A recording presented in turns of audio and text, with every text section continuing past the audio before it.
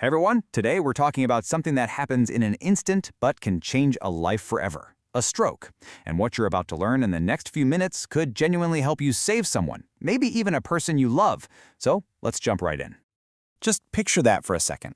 It's a terrifying thought, right? But it happens, and it happens fast.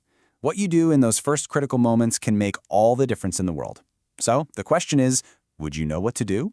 By the end of this, the answer will be a confident yes. All right, first things first. What even is a stroke?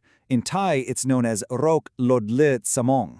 But honestly, the best way to think about it is as a brain attack. And that's a perfect description of what's going on.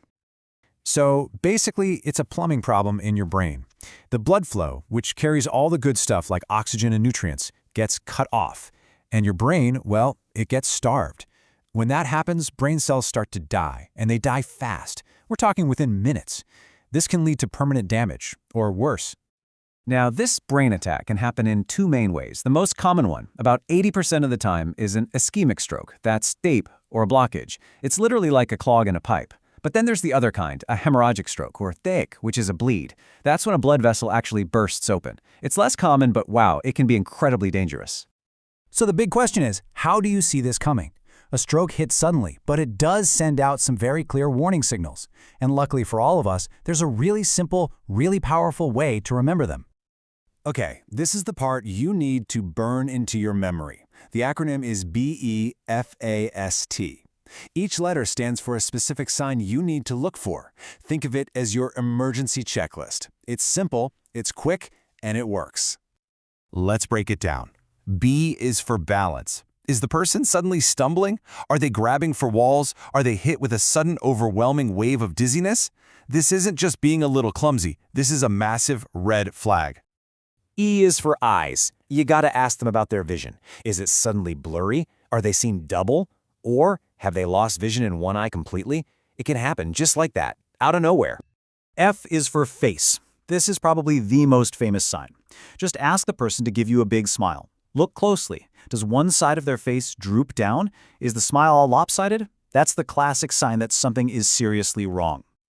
A is for arm. Check for weakness, which usually happens on just one side of the body. And here's a super easy test. Ask them to raise both of their arms. If one arm just kind of drifts down on its own, or they can't lift it at all, that's a huge warning. S is for speech. Listen to them talk. Are their words all slurred and jumbled? Ask them to repeat a simple sentence. Can they do it? Or are they just looking at you completely confused? Any sudden problem with speaking or understanding is critical. And that brings us to the most important letter, T. T is for time. This isn't a symptom, it's your call to action. If you see any of those signs we just talked about, balance, eyes, face, arm, or speech, it is time to call for help. Don't wait. Don't second-guess yourself. Just call. That T for time is absolutely everything. Because when a stroke happens, you are in a race against the clock. In Thailand, they have a perfect term for it, Nati Tong, the golden minute. Every single second counts. There's a saying in every emergency room, time is brain. For every moment that goes by without treatment, millions of brain cells are lost, and they don't come back. The faster someone gets help, the better their chance of not just surviving, but actually recovering. This is the number. This is the only number you need to remember. In Thailand, if you even suspect a stroke, you call 1669 right away. Don't try to drive them to the hospital yourself. The paramedics can start life-saving treatment the second they get there. Once they're at the hospital, that race is still on. The team will rush to do a CT scan to figure out if it's a clot or a bleed. If it's a clot, and they're in that critical 4.5-hour window, doctors can use powerful clot-busting drugs. For big clots, they might even go in with a tiny device and physically pull it out. If it's a bleed, the whole game changes to controlling the pressure.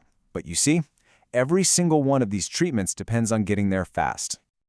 Okay, I know that was all really intense, but let's take a breath, because here's where the story takes a turn.